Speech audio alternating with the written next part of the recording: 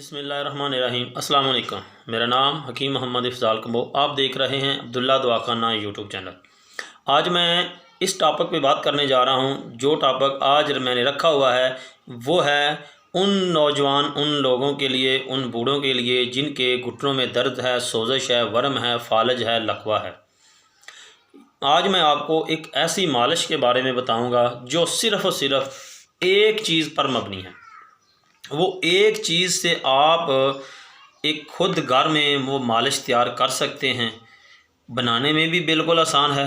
उसका तरीका इस्तेमाल जो है वो भी बिल्कुल सिंपल और सस्ता और आसान है।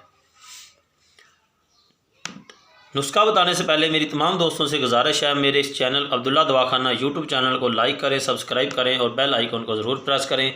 आज मैं आपको जो मालिश है वो मुकम्मल तरीके के साथ बताऊंगा। किस तरह बनानी है, किस चीज़ से आपने बनानी है। वो आपने लेनी है चर्बी। आपने भैंस की चर्बी लेनी है या किसी जो कसाई से ले लें आप, किसी कट्टे वगैरह या बड़े जानवर की चर्बी लेनी है। चर्बी लेके आपने एक कढ़ाई में डालनी है। वो आपको आगे मैं जो कढ़ाई मैंने डाली है वो आपको ना मैं तरीका, ये देखें मैंने कढ़ाई में चर्बी डाली है।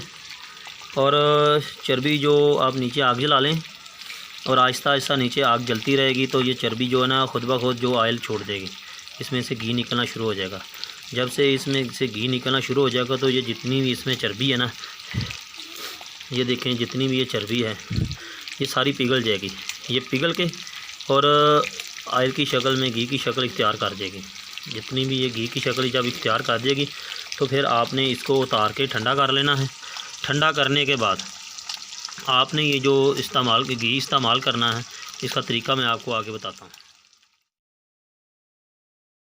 जी, जब ये मालिश आपकी तैयार हो जाएगी, जब ये चर्बी आपकी टोटल पिघल जाएगी तो आपने एक और काम करना है।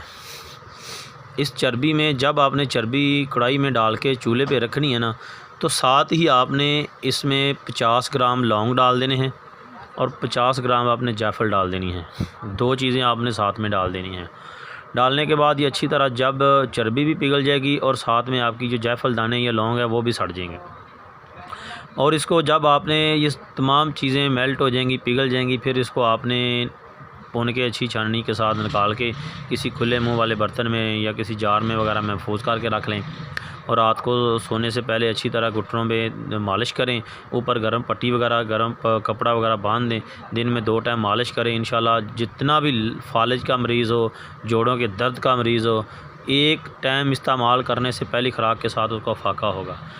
इसको इस्तेमाल करें। दुआ में हमें याद रखें। अगर आपको बनाने में कोई दिक्कत पेश आ रही है, कोई मसला पेश आ रहा है तो कमेंट्स करें। मेरा नंबर भी इसमें मौजूद है वीडियो में, हम उससे